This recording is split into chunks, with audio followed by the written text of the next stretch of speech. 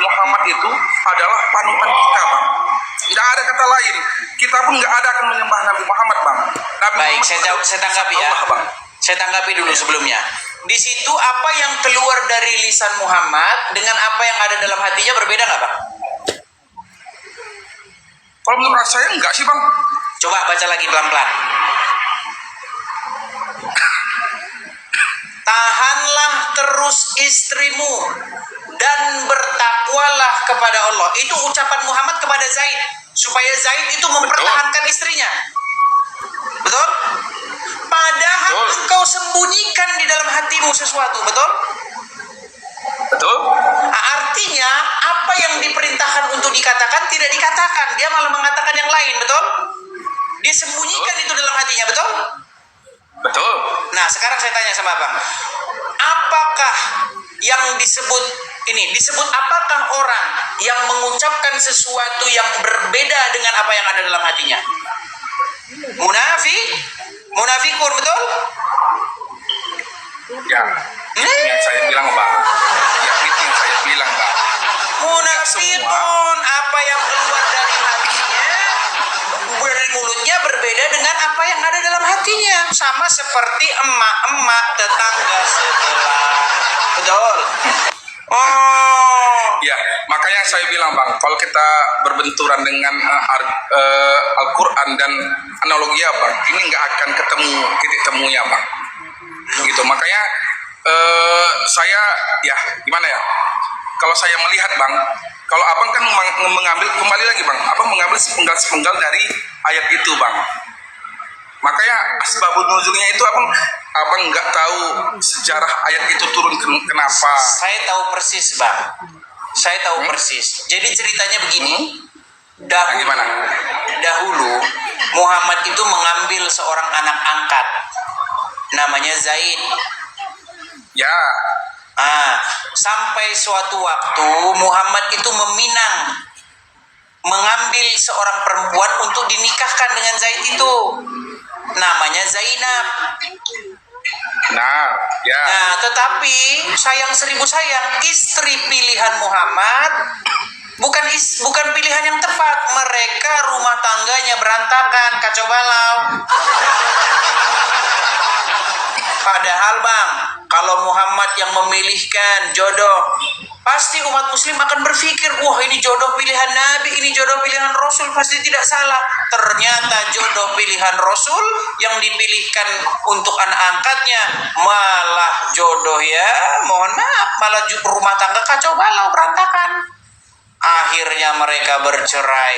Setelah mereka bercerai, istrinya anak angkatnya itu diambil jadi istrinya Muhammad. Itu ceritanya, backgroundnya. Gitu loh, Bang. Oke. Cukup dipahami. Iya. Nah, siap. Memang luar biasa, Bang, ya di sini. Iya, saya itu ngomong nggak ada asal-asalan, Bang. Bahkan saya bilang, saya itu 13 tahun mendalami agama Islam, Bang. Saya belum pernah ketemu ada orang Islam yang lebih ngerti Islam daripada saya. Seperti luar biasa ya. Iya. Bukan saya menyombongkan diri, karena saya memang nggak pernah ketemu orang Islam yang lebih ngerti Al-Quran daripada saya. Nggak pernah ketemu. Gimana? Contohnya kayak abang ini. Gimana? Nah gini, Bang, kalau abang mencari kesalahan dan mencari kelemahan, itu apa aja yang dibenarkan pasti salah juga, Bang. Gini, Bang, begitu saya juga, hanya ingin, mohon maaf, begitu juga sebaliknya gitu. Kita kan nggak bisa memungkirin itu, Bang. Dari Islam pun pasti ada juga gitu. Dari Kristen pun pasti ada juga gitu. Makanya di mana kelemahannya agama Kristen, Bang? Kalau itu bukan kapasitas saya sih, Bang. Ini ya. Tapi kalau kejanggalan-kejanggalan pasti ada, Bang. Di mana kejanggalannya? Coba. Contohnya apa? Contohnya Yesus disalib, mati, meninggal, untuk penebusan dosa. Analoginya gimana, Bang? Oke, baik. saya kasih jelas ya. Itu satu, ya banyak ya. Satu-satu dulu. Pertanyaan. Nah, oke. Nah, maksud saya masih banyak pertanyaan-pertanyaan yang Iya. menjanggal di kepala. Tapi kan satu-satu dulu. Mau kita selesaikan? Boleh, siap. Oke. Siap. Tadi abang bilang konsep penebusan dosa itu nggak masuk akal, betul? Ya. Oke. Kalau misalnya itu ada dalam agama Islam gimana? Langsung tiba-tiba masuk akal. Coba abang jelasin gimana? Sepengetahuan seilmu saya, Jadi bang, nggak orang ada sih Islam istilah sering penebus dosa ngejek. gitu bang. Iya, orang Islam sering ngejek bahwa katanya salah satunya yang mengejek itu adalah podcastnya Donditan dengan Jesslyn. Nah nih, Jesslyn binti ngeselin, nah itu namanya. Nih ya, saya kasih tahu nih ya.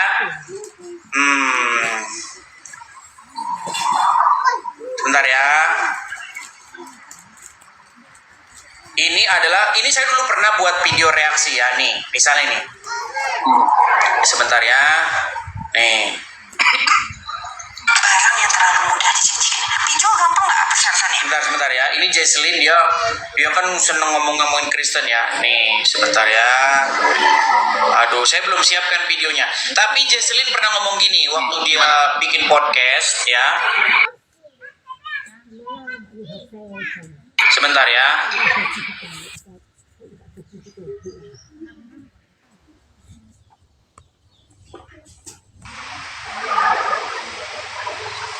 Sebentar. Pelan-pelan, sabar ya teman-teman ya. Saya cari ini videonya Jesslyn, di mana Jesslyn dia podcast barengan Donditan. Sebentar ya. Apa ini? Butuh waktu berapa lama sih Jesslyn Tia Lestari untuk menjatuhkan pilihan terbaiknya kepada Islam? Untuk menjatuhkan pilihan kepada Islam itu quite sekitar 1 bulanan lebih. Tapi dengan syarat ya posisi saya itu saya sudah Kristen hanya dalam sistem KTP, saya udah nggak perlu percaya dengan Tuhan, tapi dalam hati saya itu saya ateis. Tapi intinya gini, Jesslyn ini ngomong gini dia. Gimana? Kalau saya nggak masuk akal dengan agama Kristen, masa dosa ditebus kata dia. Islam dong, dosa ditanggung masing-masing kata dia. Saking bangganya dia. Dia nggak tahu agama Islam itu ada penebusan dosa. Yang nebus, yang nanggung dosa orang Yahudi dan orang Nasrani. Ya, itu baru dengar saya tuh bang. Gimana tuh? Gimana?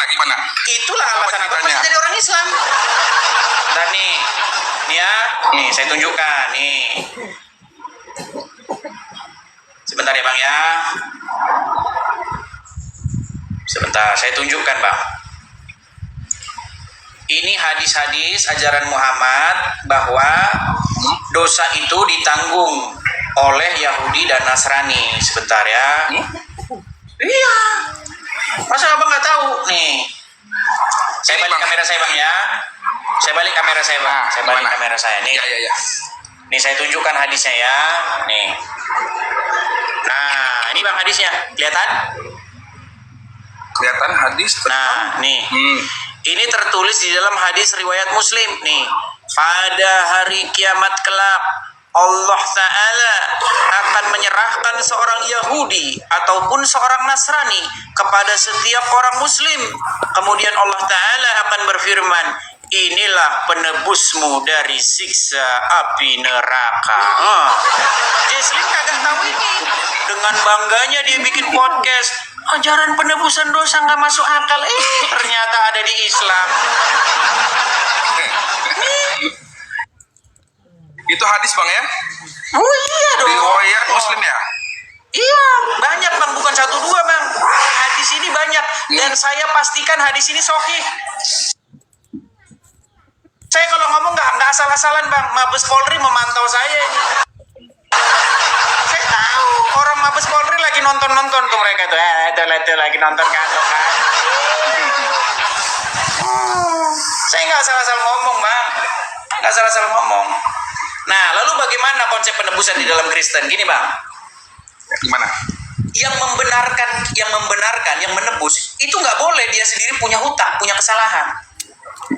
Kita ini kan bersalah, betul nggak? Kita ini kan melakukan dosa. Sebuah manusia itu berbuat dosa, betul? Makanya semua manusia itu harus mendapatkan ganjaran atau penghukuman. Nah, di dalam kekristenan tuh konsepnya sederhana, Bang. Gini, keadilan Tuhan tuh begini. Karena satu orang, Adam yang pertama, itu berbuat dosa, maka akibatnya itu semua